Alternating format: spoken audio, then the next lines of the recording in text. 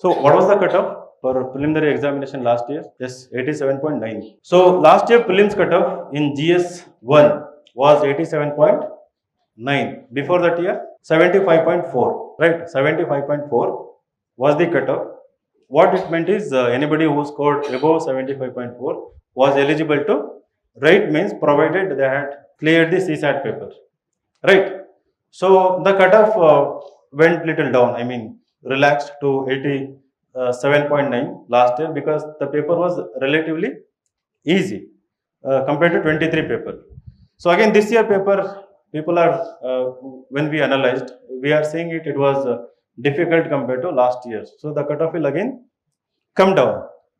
So in preliminary examination, the cutoff usually varies largely because of the difficulty nature of the paper. If it is easy, the cutoff is high. If it is difficult, the cutoff is low, right? Based on the difficulty nature of the paper. Add to that how difficult was the CSAT that year, right? And also how many vacancies, right? Depending on the number of vacancies also. But largely it is determined by the difficulty nature of the paper. Now in mains, how many of you are aware of the cutoff in mains examination? Last year, how much it was? So when we say mains cutoff, to be eligible to give interview under general category, how much you should have scored last year? 23 mains. So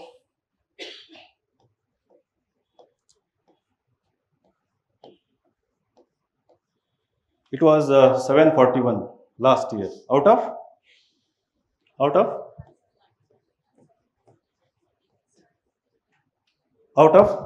1750, right? So this was the marks that you had to score, right, to be eligible for the personality test, to go to Delhi, to buy a new suit, to buy a new saree, right? So in fact there are occasions they've asked about saree. Many a times lady members, if your saree had unique pattern, something like that. So there are many, so they have asked what is the pattern, what is it called, which type of saree and all, right? So this year it was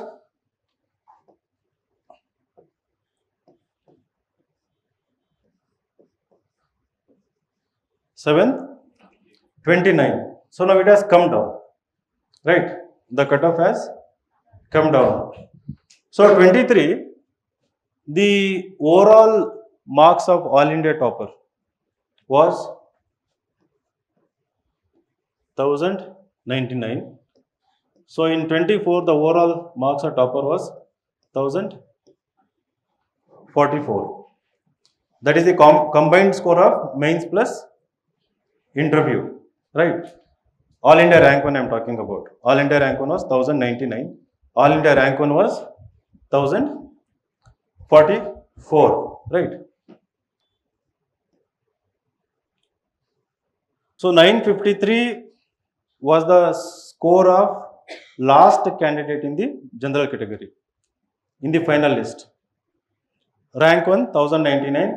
So somewhere this is around rank 500, right? So considering 50% people, so the number of vacancies in 2023 was 1016. This is 8. So total number of ranks that were announced in the end, right? Total. So 50% of it, around 504, that is around, not around, 508. So now this is the marks of the last candidate in the general category.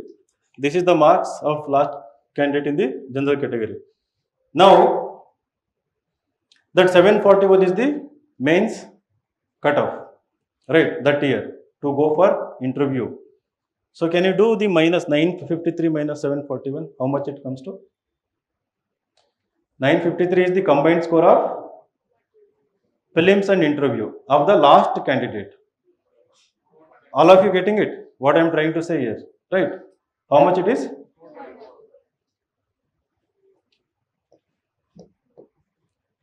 Similarly for this, 218. Am I right? Correct? So, if the individual had scored 741 exactly, 741 exactly in the mains, he would have called for the interview. He or she had to score 212 in the interview to be in the final list. So you are assured of some service. When you score 212 marks, you are assured of some service in the that year examination. In 2024, you should have scored 218, but UPSC is not giving above 215 to anyone. Doesn't matter you are Einstein or Newton, huh, or already an IAS officer. It doesn't matter. They are not giving above 215. In a very rare occasion, they have given. I think once in last 10 years, but largely it is 215. One or two candidates every year. 3 years ago, one of the students from the OGP batch, Akshay Simha, scored 215. So he was the OGP student, and I had guided him for the entire interview. I took mock interviews for him, 7, 8. So he had got 215 marks. So now this is impossible now, 218, right?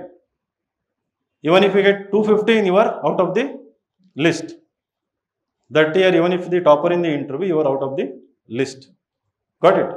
So now what does it indicate? Mains marks is important, that is right. But what we are also seeing is that the level of competition, now the difference between how much it is? 55, right? Now there is a drop of 55 marks, right? Now the number of ranks, there is no improvement of 55 ranks here.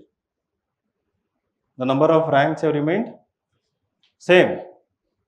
But what is coming down is the main scores, the mains cutoff, right? The overall topper score.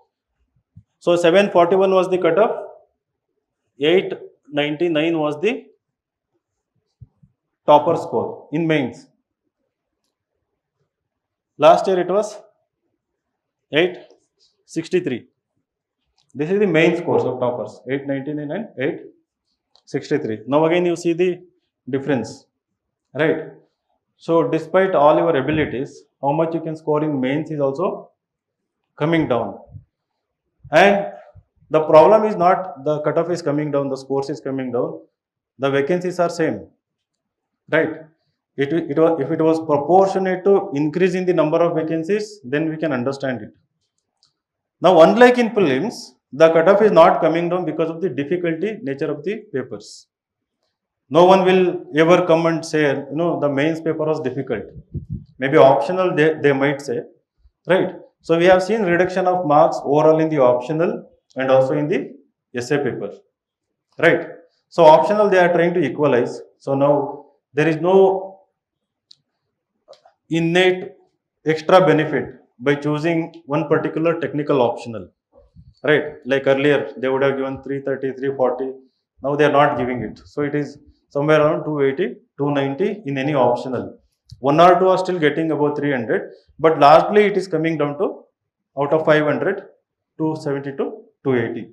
So All India rank 1, 285 this year, her PSIR marks, right? So earlier you would see that, almost every All India rank 1 would have 320, 330, 340 in their optional subject. So choose that optional that requires less efforts but gets you 250, 260 marks, right? Now just because you are computer science graduate, don't go with mathematics. Maybe except even people with IIT CS degree have failed in the CSAT. Maybe in civil CSAT paper it might have some application, right? But that should not be the logic of choosing mathematics, right? So whatever time you are going to spend in this UPSC preparation is mainly to maximize, right, this marks and also the interview marks. Your mathematics optional doesn't have even 1% of application in mains. Similarly, medical science. right? So there are some optional like physics, chemistry, botany, zoology. They have zero application here. You may be gold medalist, you may be PhD, you might have written books on them. Even then, I would recommend don't invest your time there. Better you go with those optionals that have large application like PSIR, sociology, anthropology, literature. We recommend, right? Because as I said, reading literature has benefit in terms of essay, in terms of interview answers, in terms of refreshing your brain also, your mind. So again, it is effort is minimum, but the returns are decent enough. It is not like largely varying. I've seen people with Kannada literature who has done well with respect to their preparation, scoring 240, 250, 260 consistently, right? So just don't be egoistic. Don't get attached to your academic subject. Think that syllabus looks similar, questions looks manageable, so don't go with that notion. So before you decide optional, uh, consult with us. Consult with, maybe we can sit in few demo classes. The ones you don't like sociology, political science, or anthro, right? You can sit in those demo classes and then you can take a call. Wrong optional will cost you 3 to 4 years in this journey. Wrong optional will cost you 3 to 4 years, even if you clear prelims, right? There is something called sunk cost fallacy, right? Sunk cost fallacy. What it means is that, let us say you have taken botany, right? Because you really love botany, you think that you are a master in botany. So you have bought so many books, invested in coaching, invested in test series, invested lots of time. Then you write prelims, you realize that in botany you have scored only 160, 170. But you analyze and you think that no, my diagrams are not good, right? Maybe if I improve, I can score 240 or 250 next attempt. So you get stuck. Then in next months you will see that it is around 200, 210. Now in that moment, you don't want to go back. You don't have the courage to change something. So that is called as sunk cost fallacy. It is called as what do you call? Uh, in psychology, it is cognitive bias. It is called as cognitive bias. So we all suffer from various cognitive biases. So in internet, that echo chamber effect, right? So you believe in something, the Instagram, the Google search, or Facebook in your timeline, what you believe, the same thing is shown to you, right? So it always keeps you in echo chamber. So you shout, the same thing is heard back, right? So these are all cognitive biases. We suffer. We have to identify which is the bias. So once this happens in the optional case, it is very difficult to come back. I have known people with wrong optional, exhausting all 6 attempts, not making it, right? Because of this cognitive bias. So in the very beginning, if you make a right choice, then it is better, at least after immediately first attempt. Because some people don't listen, so we let them fail, right? Cannot, how can I prevent? I can only discuss, I can only convince, I can only give hundreds of examples, right? So it is very difficult, right? So we let them fail. If they pass, very happy, we are very proud. So that means he or she is the best in that subject for that year, right? Like that, there are cases. But now, right now, we don't know if they are really best. And I don't know if they know that they are really best from the UPSC standards, right? So you have to assess. Last year and before last year, NLS students, Avinash from Davangere and Jaydev from Bangalore. So they went ahead with the law, and even I tried to convince them, but they said during 5 years they had done extremely well in the law subject from the National Law School. So I said, okay, if it is not going to demand extra effort in the law optional, then you can go ahead with law. Both of them scored around 260s, right? But during their attempts, those years, all other optionals are scoring 320, 330, 340. If they had chosen PSIR, maybe they would have easily scored 280, 290. Of the knowledge they already had, right? But despite that, they got All India rank 5 and All India rank 31. But if maybe they had listened, they would have got All India rank 1. Right? We would have added 2 more feathers to, right, our insights. But anyway, they still got IAS.